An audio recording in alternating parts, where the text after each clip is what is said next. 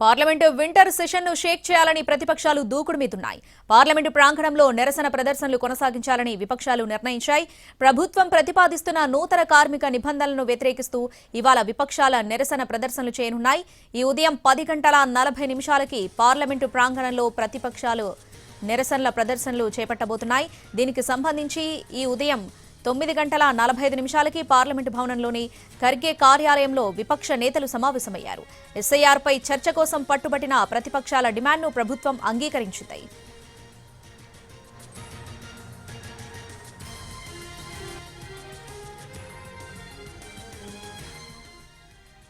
Parliament ప్రాంగణంలో నిరసన ప్రదర్శనలు కొనసాగించాలని విపక్షాలు నిర్ణయించాయి. దీనికి సంబంధించి పూర్తి అప్డేట్స్ మా ప్రతినిధి ప్రసాద్ ఢిల్లీ నుంచి లైవ్ లో అందిస్తారు. ప్రసాద్,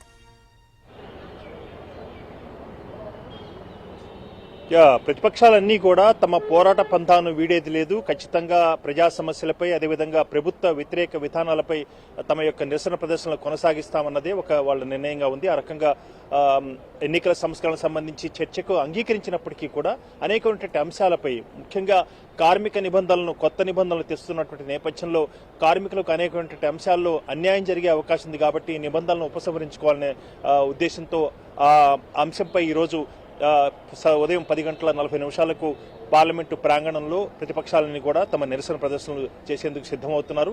కొద్ది నిమిషాల క్రితమే రాజ్యసభలో ప్రతిపక్ష నేతగా ఉన్నటువంటి మల్లికార్జున ఖర్గే కార్యాలయంలో ప్రతిపక్ష ఫ్లోర్ లీడర్స్ అంతా కూడా సమావేశమయ్యారు. ఈ సమావేశంలో రాహుల్ గాంధీ కూడా పాల్గొన్నారు.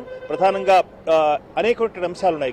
కేవలం కార్మిక నిబంధనలు, కొత్త నిబంధనలు తేవటమే కాకుండా అనేక ప్రజా సమస్యలు ఉన్నాయి. నిరుద్యోగంతో సహా, అదేవిధంగా అంతర్గత భద్రత, అదేవిధంగా ఇటీవల జరిగినటువంటి బాంబు బ్లాస్టులు, ఇలాంటి అంశాలపై వైఫల్యం చెందింది ప్రభుత్వం అన్న అంశంపై ప్రజల పక్షాన నిలబడేందుకు గాను ప్రతిపక్షాలు తమ హక్కును ఖచ్చితంగా ఉపయోగించుకుంటాము, ఆ రకంగా నిరసనలు చేసేందుకు సిద్ధమవుతారు. దీనికి సంబంధించి కార్యాచరణ కూడా రూపొందించుకునేందుకు ఖర్గే కార్యాలయంలో సమావేశమయ్యారు. అదేవిధంగా నిన్న బిజినెస్ అడ్వైజరీ కమిటీలో నిర్ణయం జరిగింది. ఎన్నికల సంస్కరణలపై ఖచ్చితంగా చర్చ జరపాలని చెప్పి చేసినటువంటి డిమాండ్కు ప్రభుత్వం అంగీకరించింది. 2 రోజుల పాటు 9వ తారీఖు, 10వ తారీఖు వచ్చే 9, మంగళ బుధవారాల్లో పూర్తి స్థాయిలో చర్చకు అంగీకరించడం జరిగింది.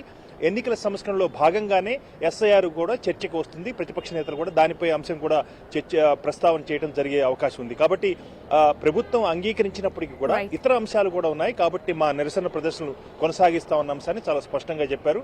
అదేవిధంగా కొద్దిసేపట్లోనే తెలంగాణ ముఖ్యమంత్రి కూడా పార్లమెంటుకు రాబోతున్నారు. ప్రధానిని, అదేవిధంగా రైల్వే శాఖ మంత్రిని, అదేవిధంగా రాహుల్ గాంధీని కూడా పార్లమెంటుని కలిసి గ్లోబల్ సమిట్ కు రావాలని చెప్పి తన ఆహ్వాన పత్రాలను అందించబోతున్నారు తెలంగాణ ముఖ్యమంత్రి, ఉప ముఖ్యమంత్రి Bhatti Vikramarka. Right Prasad, thanks for the updates.